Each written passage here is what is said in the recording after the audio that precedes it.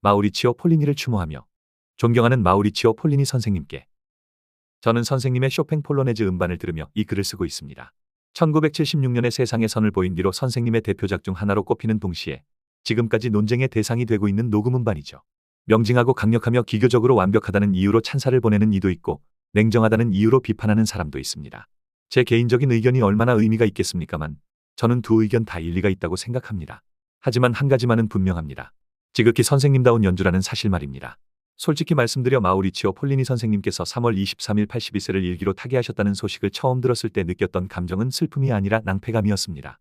이제 선생님을 직접 볼 기회가 없겠구나 하는 생각 말이죠.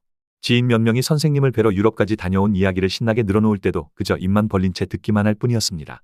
저도 가려고 했지만 게으름뱅이의 속편한 핑계대로 어쩌다 보니 여의치가 않았었죠.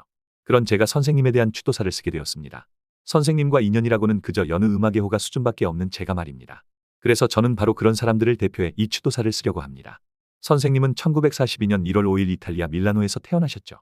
아버지가 유명한 건축가였던 덕에 부족함 없는 유년 시절을 보내셨던 것으로 압니다. 피아노를 공부한 것 외에 밀라노 음악원에서 작곡과 지휘를 공부하기도 하셨죠. 1957년에는 제네바 국제음악 콩쿠르에서 2등을 하셨고요. 이때 우승한 아르헨티나 피아니스트 마르타 아르에리치와는 친구가 되신 걸로 압니다.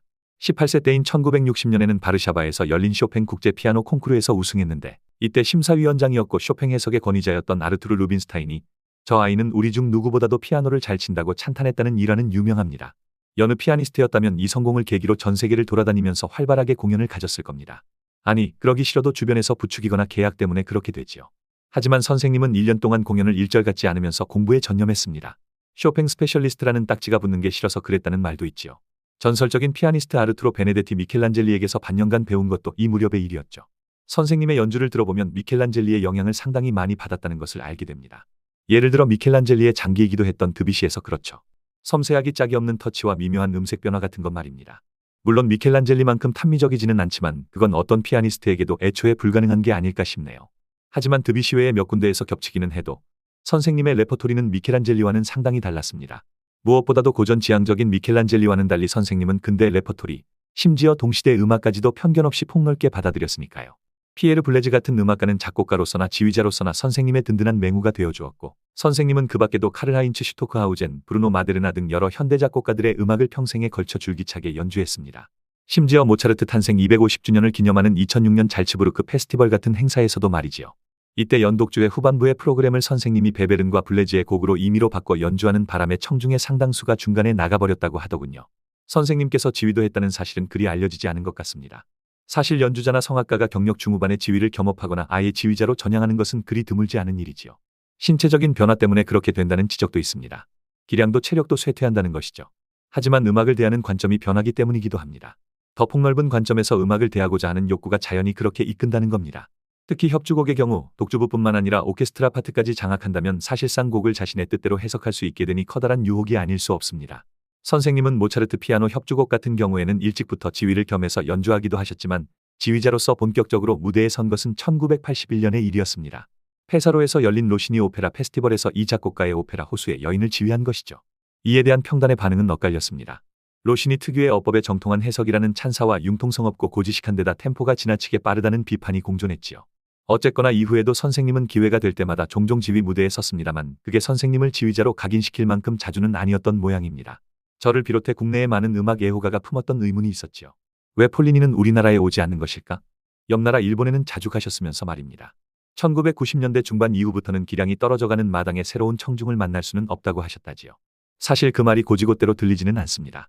2014년에도 라인가우 뮤직 페스티벌 데뷔 무대를 가질 정도로 평생 새로운 도전을 꺼리지 않으신 분이니 말입니다.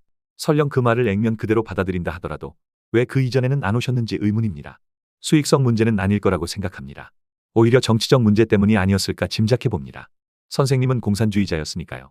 1960에서 1970년대의 작곡가 루이지 노노, 지휘자 클라우디오 아바도와 더불어 이탈리아 음악계에서 좌파행동가로서 활발하게 활동하신 것도 그 일환이었고요.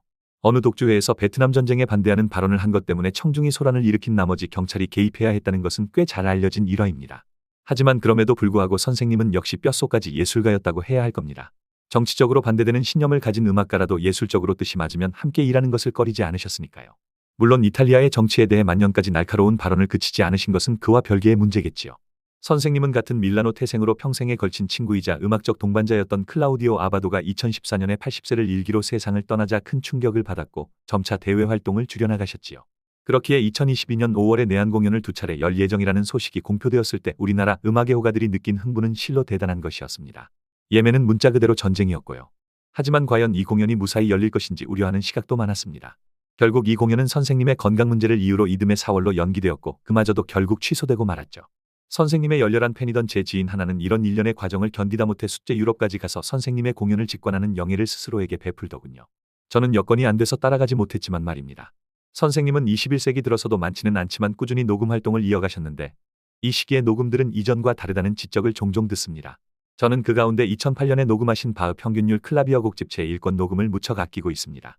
이 음반을 처음 들었을 때의 충격이 지금도 생생합니다. 단정하고 이지적인 해석의 대명사와 같았던 선생님한테서 이렇게 따뜻하고 정감 어린 연주가 나올 줄은 미처 몰랐거든요.